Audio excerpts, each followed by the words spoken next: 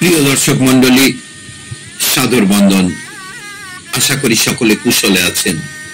আসুন আজ আমরা জানার চেষ্টা করি লীলা পুরুষোত্তম শ্রীকৃষ্ণের অষ্টমহিষী বা অষ্টভার্যাকরণের সেই অদ্ভুত অনুপম কাহিনী। চলুন সবাই একসঙ্গে গিয়ে দেখতে যাই। ईश्वर परम कृष्ण सच्चिदानंद विग्रह अनादिरादि गोविंद सर्व कारण कारणम। अनादिरादि परमेश्वर श्रीकृष्ण शास्त्र अनुसारे আমরা জানি তার 16,108 জন মহিষী ছিলেন, যার মধ্যে 8 জন ছিলেন প্রধানা মহিষী বা ভার্যা। কোন এক সময় দেবর্ষি নারদ ভগবান শ্রীকৃষ্ণের কাছে জানতে চান, প্রভু দয়া করে আপনি আপনার এই 8 জন ভার্যাকে কিভাবে গ্রহণ করেছেন সেই লীলা আমায় ব্যক্ত করুন। উত্তরে শ্রীকৃষ্ণ বললেন, হে দেবর্ষি, আমার এই দাম্পত্য জীবন গ্রহণ সবই দৈবের লীলা। তবে শোনো, একে একে আমি সব তোমায় বলছি। বিদর্ভরাজ ভীষ্মকের কন্যা রুক্মিণী অপরূপা সুন্দরী এবং গুণবতী। শৈশব থেকেই তিনি শ্রীকৃষ্ণের প্রতি আকৃষ্ট ছিলেন, কিন্তু তার ভাই রুক্মী জেদ করে শিশুপালের সঙ্গে বিয়ের আয়োজন করলেন। রুক্মিণী সখীদের সঙ্গে বসে আছেন কুঞ্জরের রাজপ্রাসাদে। দুঃখে তার নয়ন ভিজে উঠেছে, হাতে তাম্রপত্রের উপর লেখা চিঠি। কোন এক সখীকে উদ্দেশ্য করে রুক্মিণী বলছেন, হে সখী, আমার প্রাণেশ্বর একমাত্র কৃষ্ণ, কিন্তু ভ্রাতা রুক্মী আমার বিয়ে শিশুপালের সঙ্গে স্থির করেছেন। যদি কৃষ্ণ না আসেন তবে আমি আর বাঁচব না। সখী বলে উঠলেন, রাজকন্যা, আপনার এই চিঠি আমরা দ্রুত দ্বারকায় পাঠাবো, কৃষ্ণ নিশ্চয়ই আসবেন। চিঠিতে রুক্মিণী লিখলেন, হে দ্বারকানাথ, যদি আপনি আমাকে গ্রহণ না করেন তবে আমি প্রজ্বলিত অগ্নিতে প্রবেশ করব। স্বয়ংবরের দিনে কুঞ্জর নগরে আসুন, আমাকে রথে তুলে নিয়ে যান। আমি দেবী রূপে কেবল আপনারই পত্নী হতে চাই। কৃষ্ণ তখন রাজসভায় বসে আছেন। দেবর্ষি নারদ চিঠি হাতে প্রবেশ করলেন রাজসভায়। সম্বোধন করে বললেন, হে দ্বারকাধীশ, বিদর্ভ কন্যা রুক্মিণী আপনাকে চিঠি পাঠিয়েছে, পড়ুন। চিঠি পড়ে কৃষ্ণ দেবর্ষিকে বললেন, হে দেবর্ষি, এ কন্যা ভগবতী লক্ষ্মীর অংশ। শিশুপালের মতো অধার্মিকের কাছে তিনি যোগ্য নন। আমি অবশ্যই যাব। স্বয়ম্বর সভা সেজে উঠেছে। বিদর্ভ রাজ্যের কুঞ্জরপুরী আলোয় উদ্ভাসিত। সভায় শিশুপাল, জরাসন্ধ, শাল্য, দন্তবক্র প্রমুখ অসংখ্য রাজা সমাবেত। ঢাক ঢোল বাজছে। রুক্মিণী মন্দিরে গিয়ে দেবীকে পুজো করে ফিরে আসছেন। এমন সময় কৃষ্ণ রথে প্রবেশ করেছেন। শিশুপাল গর্জে উঠে বললেন, আজ রুক্মিণী আমার হবে। কৃষ্ণের সাহস নেই এ সভায় প্রবেশ করে। হঠাৎ কৃষ্ণ রথে এসে দাঁড়ালেন। সভা স্তব্ধ। রুক্মিণী কৃষ্ণের দিকে তাকিয়ে লজ্জায় নয়ন নামালেন। কৃষ্ণ বলে উঠলেন, হে বিদর্ভরাজ, আমি রুক্মিণীকে গ্রহণ করতে এসেছি। কৃষ্ণ রুক্মিণীকে রথে তুলে নিলেন। সভা অশান্ত হয়ে উঠল মুহূর্তের মধ্যে। শিশুপাল, জরাসন্ধ, শাল্য প্রমুখ রথে চেপে কৃষ্ণকে আক্রমণ করল। হে কৃষ্ণ, তুমি আমাদের সামনে কন্যা অপহরণ করছো, আজ তোমাকে ধূলিসাৎ করব। কৃষ্ণ তীর চালালেন। শিশুপালের পতাকা ভেঙে গেল। জরাসন্ধ আক্রমণ করলেন, কিন্তু ভীমের মতো গদাঘাতে কৃষ্ণ তাকে প্রতিহত করলেন। রুক্মী রথ নিয়ে কৃষ্ণকে থামাতে এলো। রুক্মী বলে উঠল, হে কৃষ্ণ, আমার বোনকে নিয়ে যেতে দেব না। কৃষ্ণ রুক্মীকে পরাজিত করলেন, কিন্তু রুক্মিণীর কারণে প্রাণ দান করে ছেড়ে দিলেন। দ্বারকায় সঙ্গীত বাজছে, দেবতারা ফুল বর্ষণ করছেন। যশোদা, নন্দ, বড় ভাই বলরাম সবাই উল্লসিত। বলরাম বলে উঠলেন, ভাই কৃষ্ণ, তুমি সত্যি অধার্মিকের মুখে আঘাত করলে। বিদর্ভ কন্যা আজ দ্বারকার রাজ মহিষী হলেন। রুক্মিণী লজ্জায় হাত জোড় করে বলে উঠলেন, প্রভু, আজ থেকে আমি আপনার দাসী হলাম। কৃষ্ণ স্নেহ ভরে বললেন, না প্রিয়, তুমি আমার অর্ধাঙ্গিনী। এ মিলন দেবলোকে পূর্ব নির্দিষ্ট ছিল। এইভাবেই রুক্মিণী প্রধানা মহিষী হিসাবে দ্বারকায় প্রবেশ করলেন। এবার আসবো সত্যভামার সঙ্গে বিবাহ ও পারিজাত যুদ্ধের কথায়। সত্যরাজের প্রসাদ। সত্যরাজ, যিনি সত্যরাজিত নামে পরিচিত ছিলেন, তার অপরূপ কন্যা সত্যভামা। সে সৌন্দর্য অপরাজিতা, কিন্তু রূপের সঙ্গে রয়েছে গর্ব। রাজা সত্যরাজিত সিদ্ধান্ত নিলেন, যিনি তার কন্যার যোগ্য শক্তি প্রদর্শন করবেন তাকেই তিনি কন্যা অর্পণ করবেন। সমস্ত রাজাদের ডেকে তাই সত্যরাজিত বললেন, হে রাজপুরুষগণ, আমার কন্যা সত্যভামা স্বয়ম্বর সভায় নিজের স্বামী নির্বাচন করবেন। যিনি যোগ্য তিনিই তাকে পাবেন। এদিকে সত্যভামা এক সখীকে ডেকে বলছেন, হে সখী, দ্বারকানাথ ছাড়া আর কেউ আমার যোগ্য নয়। যদি তিনি না আসেন তবে আমি অপমানিত হব। স্বয়ম্বর সভা সেজে উঠল। সবাই অসংখ্য রাজা সমবেত। কৃষ্ণ প্রবেশ করলেন উজ্জ্বল শ্যামবর্ণ রূপে। দেবদূতরা আকাশ থেকে পুষ্প বর্ষণ করতে লাগলো। সত্যভামা মাল্য হাতে বলে উঠলেন, হে কৃষ্ণ, আপনি আমার পরম প্রভু, আপনি আমার হৃদয়ের রাজা। সত্যভামা কৃষ্ণের গলায় মালা পরালেন। সমবেত রাজারা ক্ষুব্ধ হয়ে উঠলেন। কৃষ্ণ সর্বদা কন্যা অপহরণ করে নিয়ে যায়, এবার তাকে ছেড়ে দেব না। কৃষ্ণ হেসে রথে সত্যভামাকে তুলে নিয়ে গেলেন। যারা বাধা দিলেন সকলেই প্রতিহত হলেন। দ্বারকায় আবার বিবাহের উৎসব লাগলো। রাজমহিষী হিসেবে সত্যভামা প্রবেশ করলেন, তবে তিনি স্বভাবতই গর্বিতা এবং অভিমানিনী। সত্যভামা বলে উঠলেন, প্রভু, আমি সর্বশ্রেষ্ঠ রানী হতে চাই, আপনি আমার সর্বদা সবাই উপরে রাখবেন। কৃষ্ণ হাসি মুখে বললেন, প্রিয়, তোমার ইচ্ছা পূর্ণ হবে, তবে গর্ব ভক্তিকে আড়াল না করুক।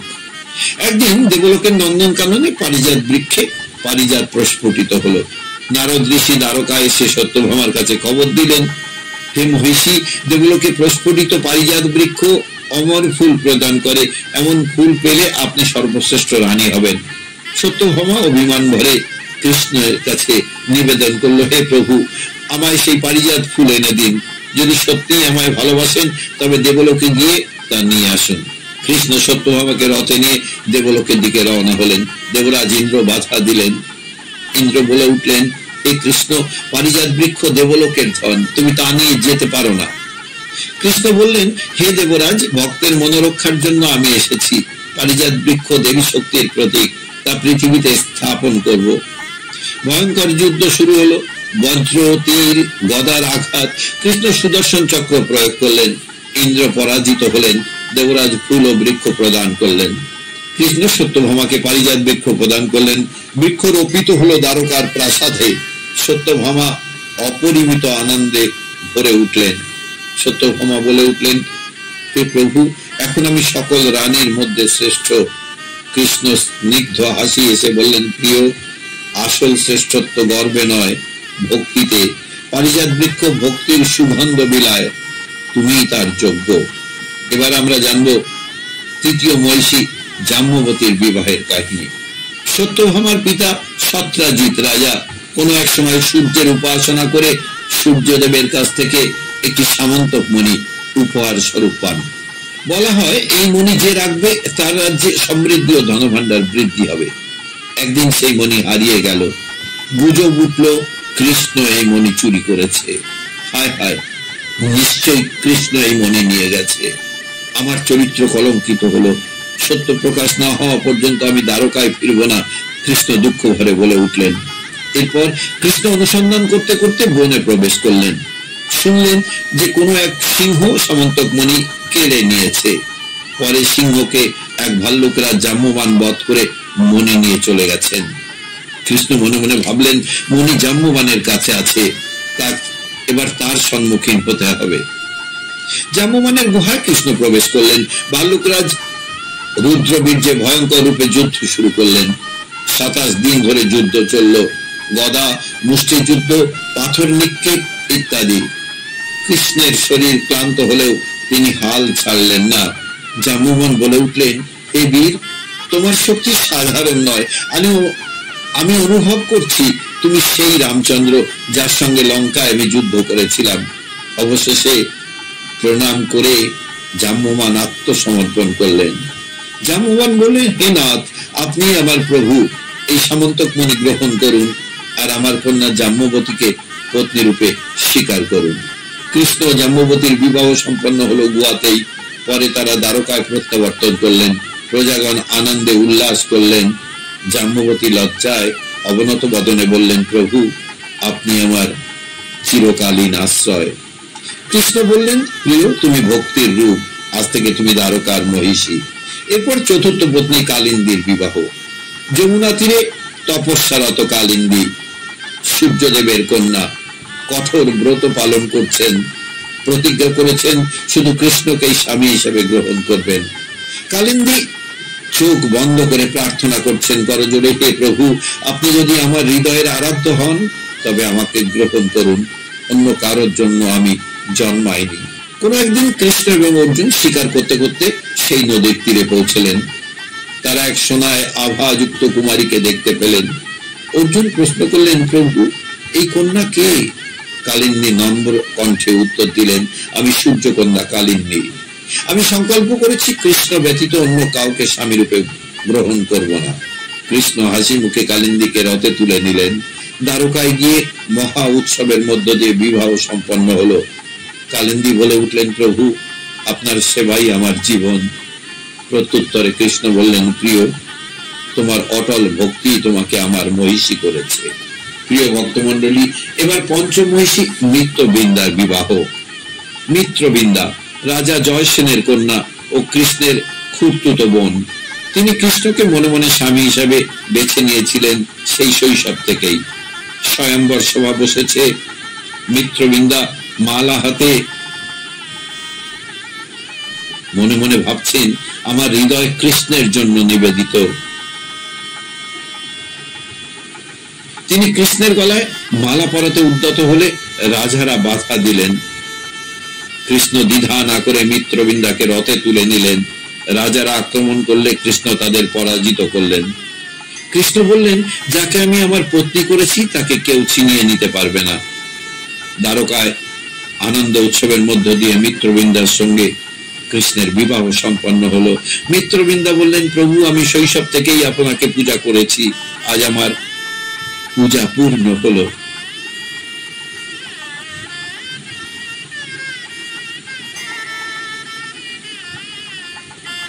এবার আমরা জানবো ষষ্ঠ মহিষী নগ্নজিতের কথা। রাজা নগ্নজিতের কন্যা সত্যা প্রতিজ্ঞা করেছিলেন, যার অপর নাম ছিল নগ্নজিতি। যে নর একসাথে 7টি মহিষীকে বধ করবে তাকেই তিনি স্বামী করবেন। অসংখ্য রাজা ব্যর্থ হলেন। কৃষ্ণ সহজেই 7 মহিষকে বশে আনলেন। রাজা নগ্নজিৎ আনন্দে বললেন, হে দ্বারকাধীশ, আমার কন্যা সত্যাকে গ্রহণ করুন। সত্যার লজ্জায় অবনত বদনে বলে উঠলেন, আপনাকে স্বামী রূপে পেয়ে আমি ধন্য। সত্যা হলো ষষ্ঠ মহিষী। এবার আসবো ভদ্রার কথায়। ভদ্রা ছিলেন কৃষ্ণের পিতৃব্যের কন্যা, অর্থাৎ খুড়তুতো বোন। ছোটবেলা থেকেই কৃষ্ণের প্রতি আকৃষ্ট ছিলেন। পরিবার সম্মতিক্রমে তাকে কৃষ্ণকে প্রদান করা হয়। ভদ্রা হলেন সপ্তম মহিষী। অবশেষে লক্ষণার কথায় আসা যাক। লক্ষণা মদ্র রাজের কন্যা। স্বয়ম্বর সভায় বহু রাজা প্রতিযোগিতা করেন। কৃষ্ণ পরম সৌন্দর্য ও বীর্য দীপ্ত রূপে লক্ষণাকে বরণ করেন। লক্ষণা হৃদয়ে প্রেম ভরে বলে উঠলেন, প্রভু, এ জন্ম আমার সফল হলো, আমি আপনাকেই স্বামী রূপে চাইতাম।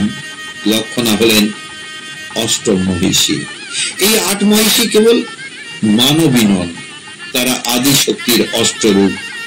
রুক্মিণী হলেন মহালক্ষ্মী, সত্যভামা ভূদেবী, জাম্ববতী কীর্তির প্রতীক, কালিন্দী গঙ্গা ও যমুনার শক্তি, মিত্রবৃন্দা দতির প্রতীক, সত্যা হরিশক্তির প্রতীক, ভদ্রা লীলা শক্তির প্রতীক এবং লক্ষণা কামলতা। তাদের সঙ্গে কৃষ্ণের মিলন লৌকিক দাম্পত্য নয়, বরং অলৌকিক ঈশ্বর লীলার প্রতিফলন। প্রিয় ভক্তমণ্ডলী, আজ এ পর্যন্ত। সবাই মিলে বলুন, রাধা রাধা।